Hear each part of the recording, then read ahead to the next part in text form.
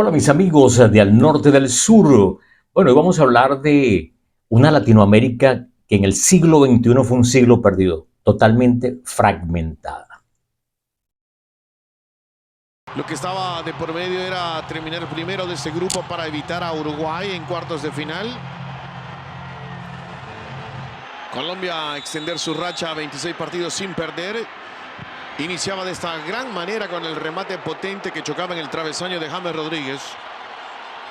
Fíjense ustedes, a pesar de que estamos hablando de una América Latina fragmentada, eh, partiendo desde el tema de la verdadera integración latinoamericana,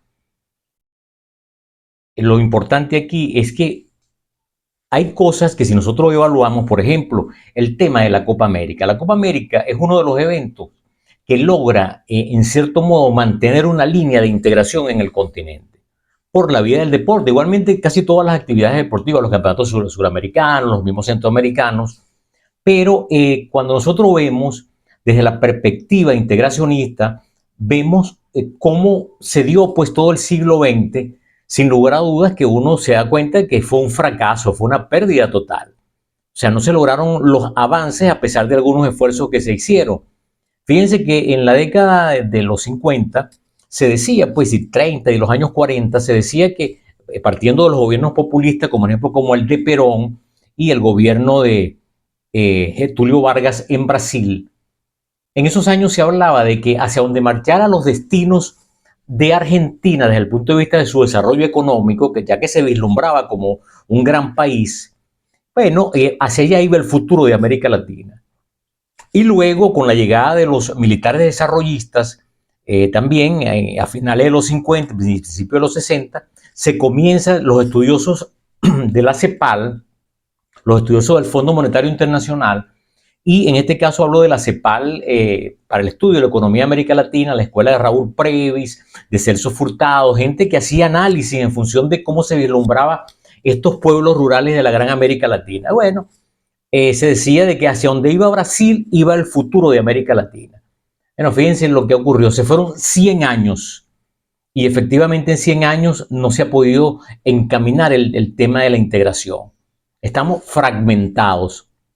Cada quien lleva las cosas a su manera. Entonces, el gran colectivo, el gran pueblo latinoamericano, que va desde Argentina hasta México o viceversa, se siente desasistido porque no hay una visión o una cosmovisión en tema de políticas públicas, en tema de transporte, de vialidad, sino de que cada quien gobierna desde su país, realiza el gobierno que considera que es el pertinente para eso. Hay quienes consideran que hay miedo todavía y que la gente se amarra a aquello de los denominados aspectos referentes a la soberanía de cada país. La gente tiene miedo como de ceder algo.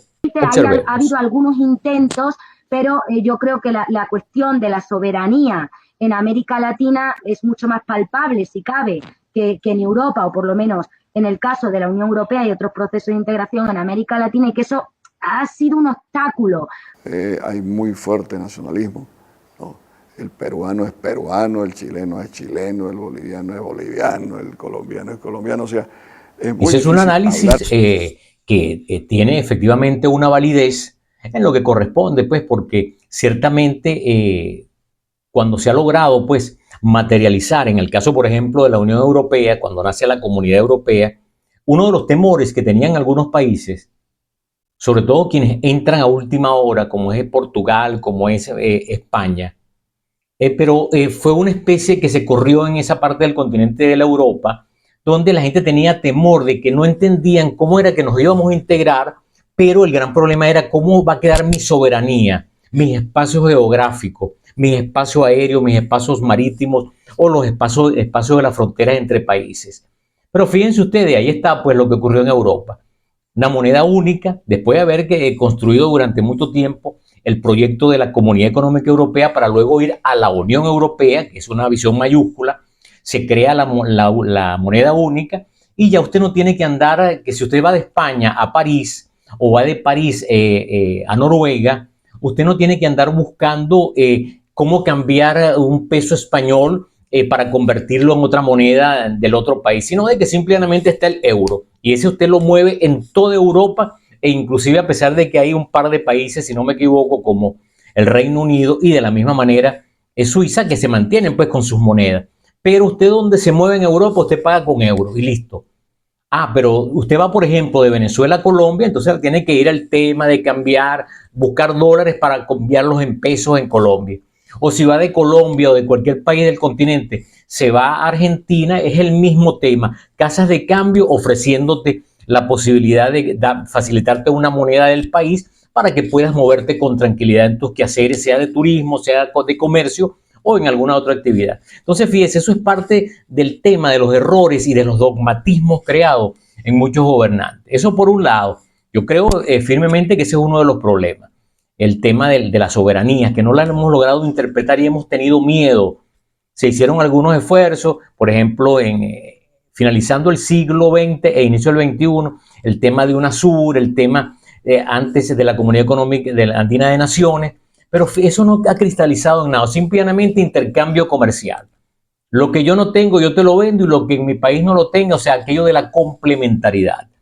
Pero la gran realidad es que teniendo nexos comunes, ya que todos hablamos español o castellano, como ustedes lo quieran denominar, donde nosotros tenemos una legislación muy similar, porque arrastramos el derecho positivo, que tiene su origen en el derecho español, y efectivamente el tema legislativo regional en todos estos países, hasta lo más pequeñito que serían los ayuntamientos, es un viejo copia y calco del sistema español, del ayuntamiento viejo español desde los tiempos de Cristóbal Colón. Entonces, fíjense ustedes, nos hemos mantenido allí en nexos comunes desde el punto de vista del derecho, en nexos comunes en el tema del habla, nexos comunes inclusive en la comida, en lo tradicional, en la comida criolla de cada país. Y fíjense cómo nos ha costado.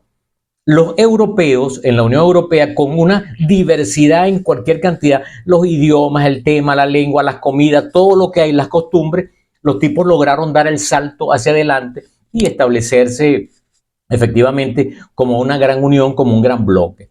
Nosotros entonces, lastimosamente, nuestros gobernantes, bueno, a veces tiran las cosas por la borda. Por ejemplo, un lenguaje altisonante, ofensivo, por ejemplo, como el del gobierno del presidente Milei. Eso en nada contribuye a un camino de integración, porque están sesgados de ambos lados por la visión fundamentalmente ideológica y política. Veamos. ¿Qué pensás de Lula? Dijo que vos deberías pedirle disculpas. ¿Cuáles son los problemas? ¿Que le dije corrupto? ¿Y acaso no fue preso por corrupto? ¿Qué le dije comunista? ¿Y acaso no es comunista? ¿Desde cuándo hay que pedir perdón por decir la verdad? No le vas a pedir disculpas a Lula. Las cosas que yo dije... Entonces, cuando eres ofensivo, cuando eres reincidente en ese tipo de cosas, tú no puedes construir lazos de amistad, que es fundamental, es un principio básico, una política de un buen hermano, de un buen vecino, de un buen amigo.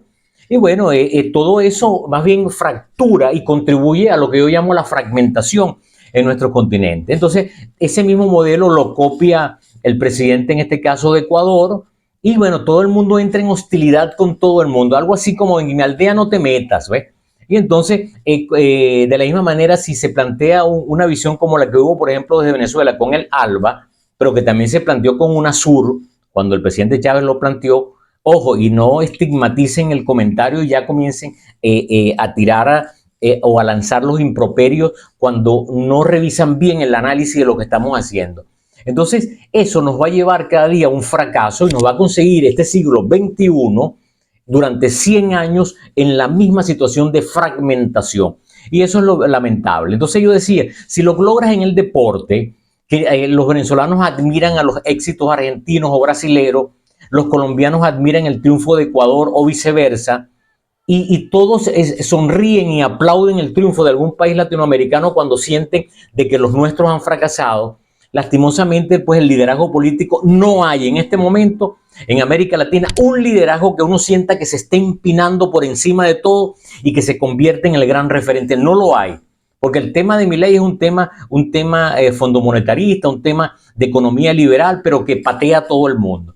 Bukele anda en lo mismo, que si con el tema de las criptomonedas y su visión muy chiquita, cuando Centroamérica, por lo menos en un plan piloto, debería crear una comunidad de países centroamericanos con la fuerza de Panamá, con la fuerza de México y ahora con la fuerza de El Salvador. Pero pareciera que no les importa, ¿ve?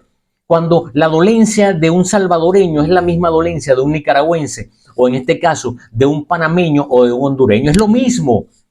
O lo mismo que vive la gente en el tema de México.